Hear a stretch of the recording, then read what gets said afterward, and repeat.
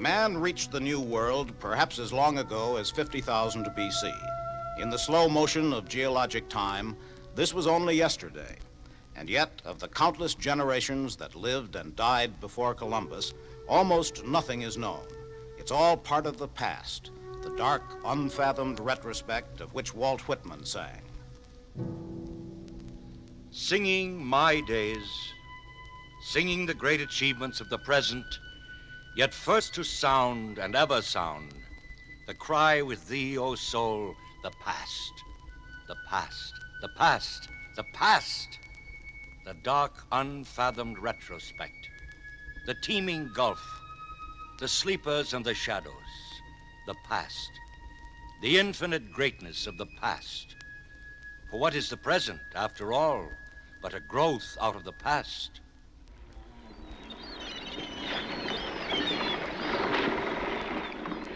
It was sunrise. A pelican flew past the Santa Maria. According to the reckoning which Columbus secretly made, the tiny squadron of 3 Spanish ships was some 2,100 miles west of the last landfall. A week more, and the course of history was changed. According to Columbus, this is what happened on October 12th, 1492. This land was first sighted by a sailor called Rodrigo de Triana. It was, however, so obscured that he would not affirm that it was land. 2 hours after midnight, land appeared. At a distance of about 2 leagues, they took in all sail, remaining with the mainsail, and kept jogging, waiting for day, a Friday, on which they reached a small island. The admiral called the others, said that they should bear witness and testimony how he, before them all, took possession of the island, as in fact he did, for the king and the queen, his sovereigns.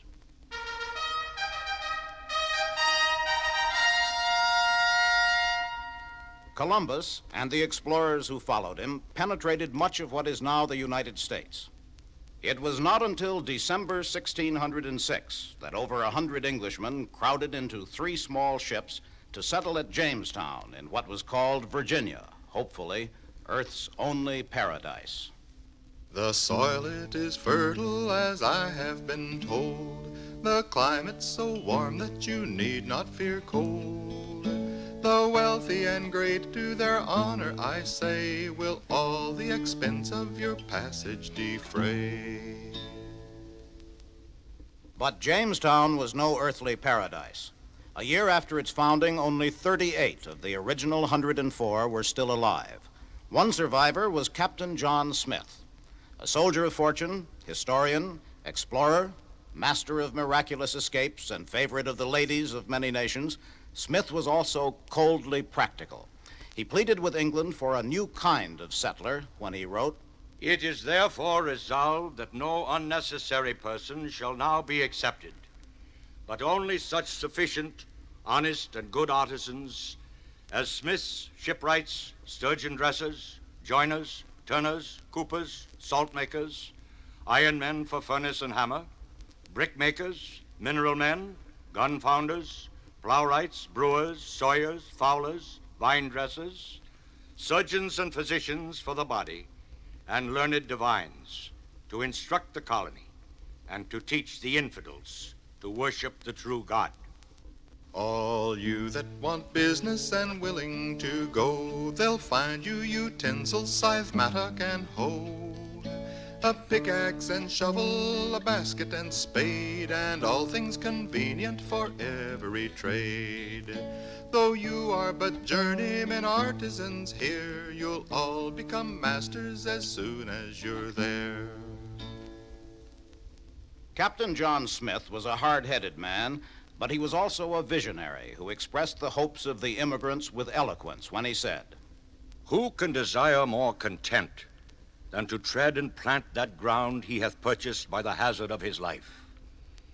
If he have but a taste of virtue and magnanimity, what to such a mind can be more pleasant than planting and building a foundation for his posterity, got from the rude earth by God's blessing and his own industry, without prejudice to any? If he have any grain of faith or zeal in religion, What can he do less hurtful to any, or more agreeable to God, than to seek to convert those poor savages to know Christ and humanity?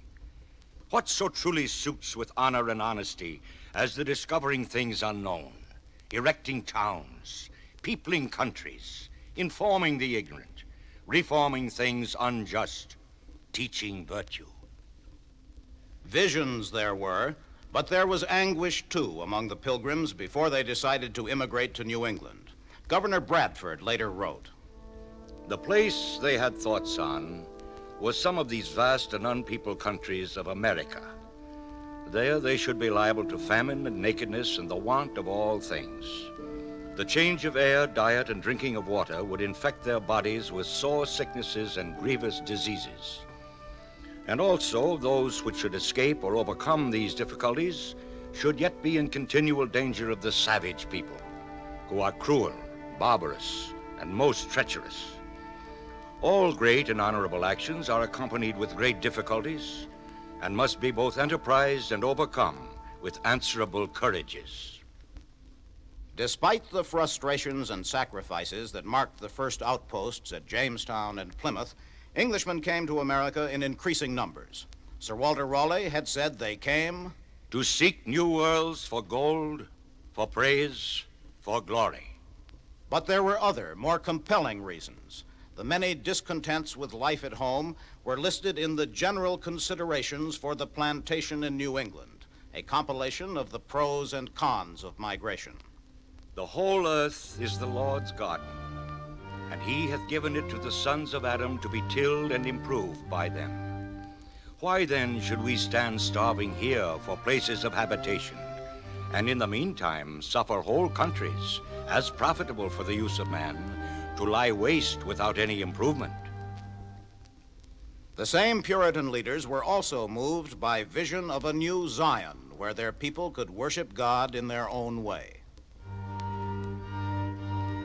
"All other churches of Europe are brought to desolation, and it may be justly feared that the like judgment is coming upon us.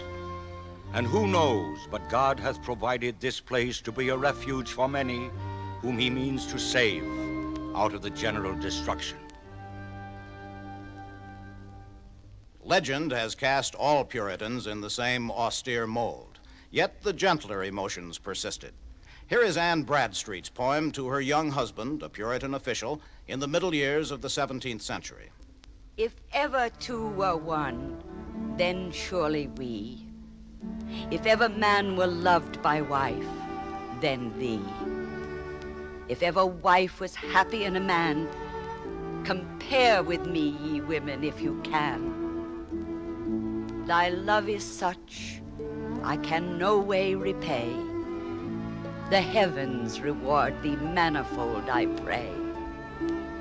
Then while we live, in love let's so persever, that when we live no more, we may live ever."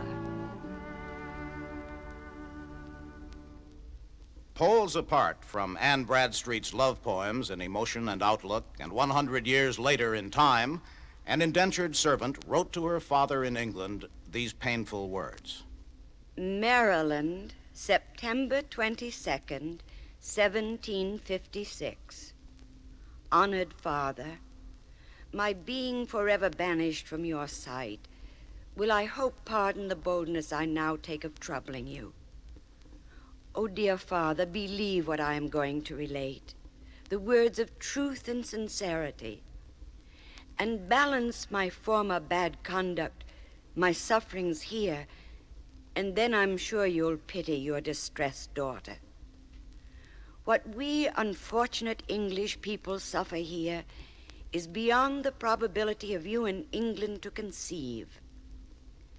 Let it suffice that I, one of the unhappy number, am toiling almost day and night, and very often in the horse's druggery, with only this comfort, that you bitch you do not half enough, and then tied up and whipped to that degree you'd not serve an animal." American education was a Puritan innovation. And it was the Puritans' desire for learning which led to the enactment of laws for compulsory public education, beginning with the young.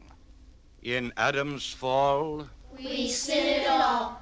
thy life to mend, This book attend. the idle fool, Is whipped at school. Zacchaeus he, Decline a tree his Lord to see. Then the Puritan child memorized sentences to guide his conduct. Good children must fear God all day.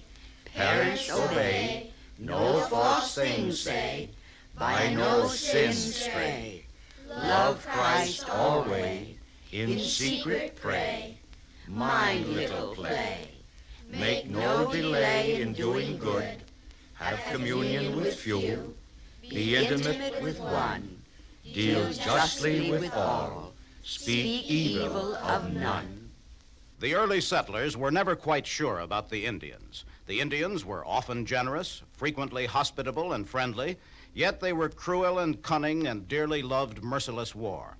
Mary Rowlandson, the young wife of a Massachusetts settler, gives her account of how she was captured by the Indians.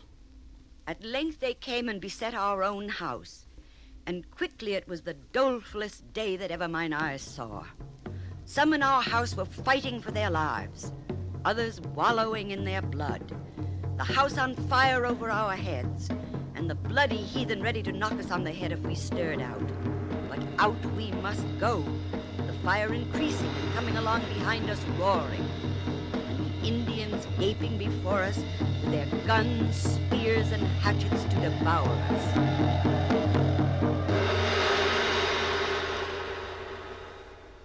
Of 37 persons who were in this one house, none escaped either present death or a bitter captivity, save only one, who might say, as he, Job, and I only am escaped to tell the news. Sometimes, however, the voice of reason was heard. William Penn addressed the following letter to the Indians. Now I would have you well observe that I am very sensible of the unkindness and injustice that hath been too much exercised toward you by the people of these parts of the world, who sought themselves and to make great advantages by you. I am not such a man, as is well known in my own country. I have great love and regard towards you, and I desire to win and gain your love and friendship by a kind, just, and peaceable life.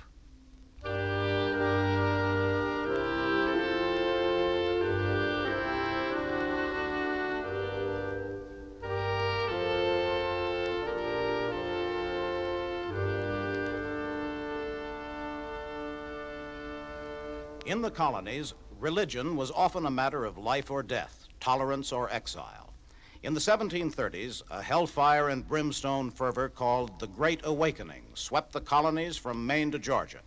Jonathan Edwards, one of its chief spokesmen, said, The God that holds you over the pit of hell, much as one holds a spider or some loathsome insect over the fire, abhors you and is dreadfully provoked.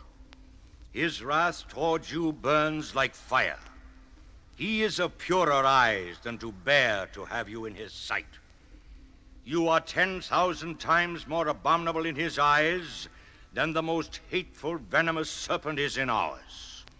You have offended him infinitely more than ever a stubborn rebel did his prince. And yet, it is nothing but his hand that holds you from falling into the fire every moment.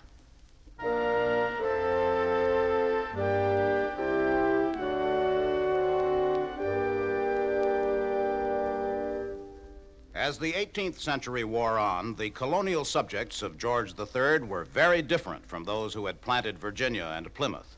Paradoxically, Britain granted the American colonies home rule, then kept them from exercising it. Britain demanded loyalty of the colonists, yet mistrusted them. She considered colonists English citizens, but denied them many basic rights. With issues sharpened, Americans became more outspoken in opposition. Come join hand in hand, brave Americans all. and rouse your bold hearts at fair liberty's call. No tyrannous act shall suppress your just claim or stain with dishonor America's name. Then join hand in hand, brave Americans all.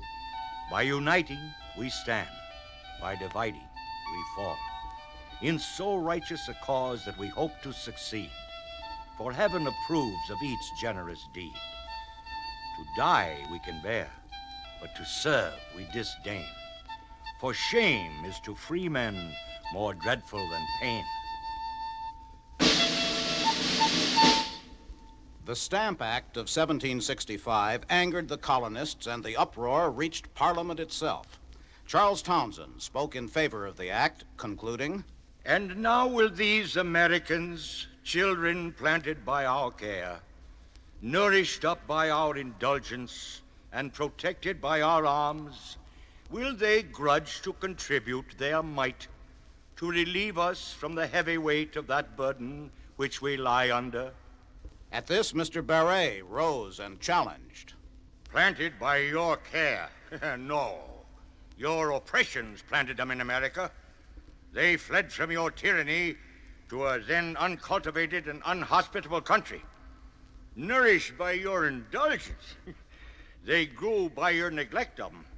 As soon as you began to care about them, that care was exercised in sending persons to rule over them, to spy out their liberty, to misrepresent their actions. Protected by your arms, they have nobly taken up arms in your defense, have exerted a valor amidst their constant and laborious industry for the defense of a country. And believe me, remember I this day told you so, that same spirit of freedom which actuated that people at first will accompany them still. Can we seek out the exact moment when words yielded to bullets?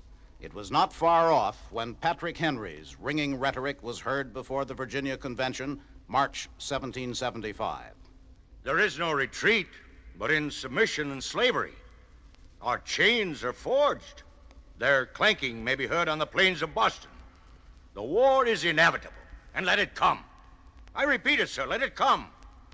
It is vain, sir, to extenuate the matter. Gentlemen may cry, peace, peace, but there is no peace. The war has actually begun. The next gale that sweeps from the north will bring to our ears the clash of resounding arms. Our brethren are already in the field. Why stand we here idle? What is it that gentlemen wish? What would they have? Is life so dear, or peace so sweet, as to be purchased at the price of chains and slavery? Forbid it, Almighty God. I know not what course others may take. But as for me, give me liberty, or give me death.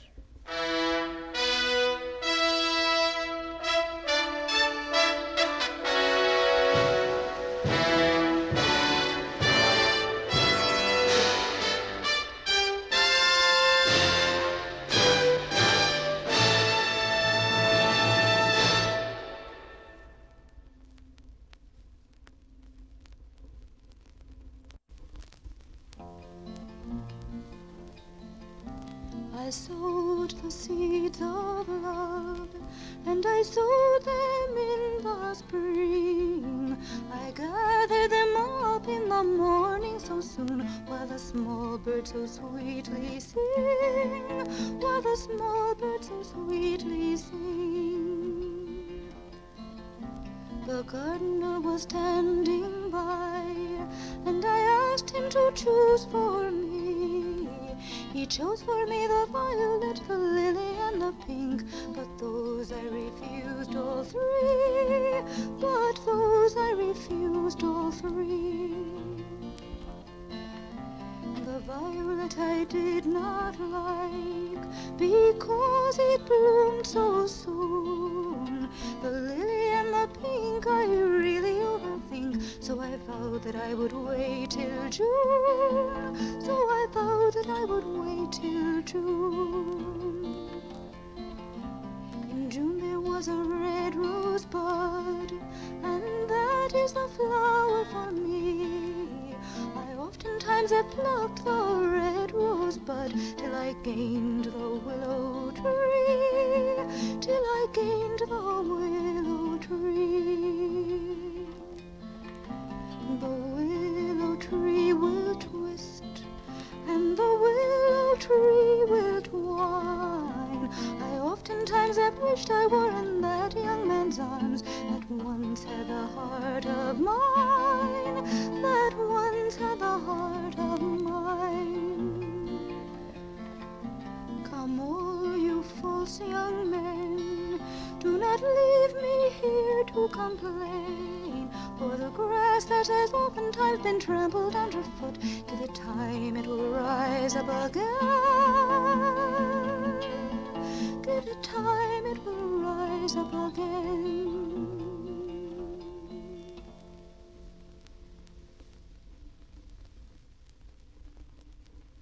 They took away my brogues and they robbed me of my spade. They put me in the army and a soldier of me made, but I couldn't beat a drum and I couldn't play the flute. So they handed me a musket and they taught me how to shoot. But the Injuns, they were sly, and the Frenchies, they were coy, and they shot off the left leg of this poor Irish boy. We had a bloody fight after we had scaled the wall, and the devil a bit of mercy did the Frenchies show it all. Then they put me on a ship and they sent me home again. With all my army training after battle, strife and din, I will bid my spade adieu, for I cannot dig the bog. But I still can play the fiddle and I still can drink my grog. I've learned to smoke a pipe and I've learned to fire a gun. To the devil with the fighting, I am glad the war is done.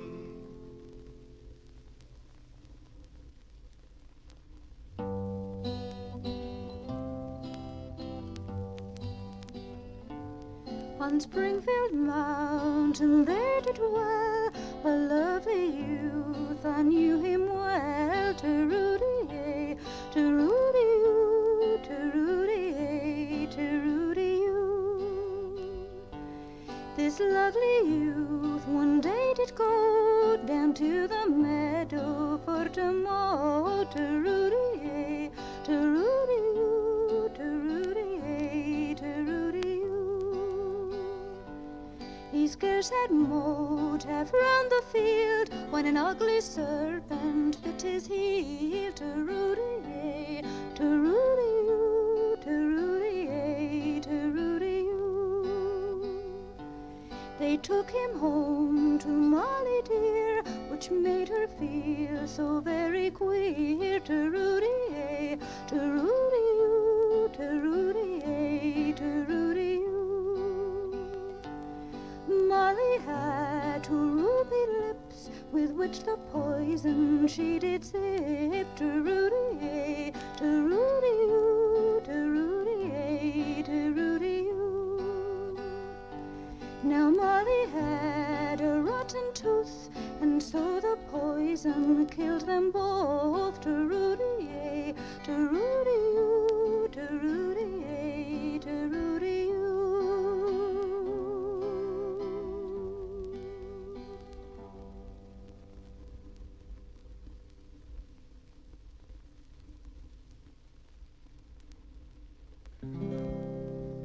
Once there was a Quaker lover, hi-ho, hum, courted a Presbyterian's daughter, hi-ho, hum. Here's a ring cost many a shillin', hi-ho, hum, and thee mayst wear it if thee be willin', hi-ho, hum.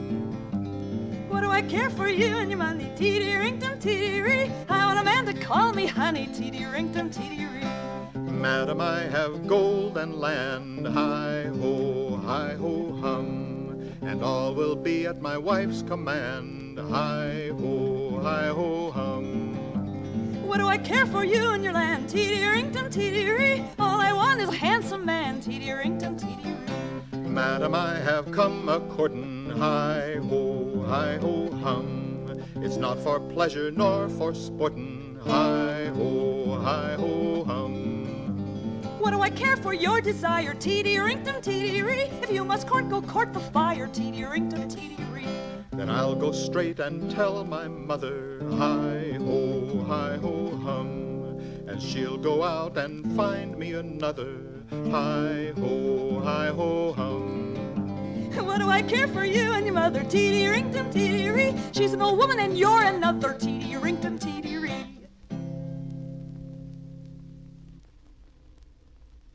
What a court hath old England of folly and sin, spite of Chatham and Camden, brave Burke, Wilkes and Glyn. Like the 10th with the Game Act, they tax fish and sea, and America drenched with hot water and tea. Derry down, down, down, derry down. There's no knowing where this oppression will stop. Some say there's no cure but a capital chop. And that I believes each American's wish, since you drench them with tea and deprive them of fish. Derry down, down, down, derry down. Then freedom's the word both at home and abroad. So out every scabbard that hides a good sword. Our forefathers gave us this freedom in hand, and would die in defense of the rights of the land. Derry down, down, down, derry down, derry down, down, down, derry down.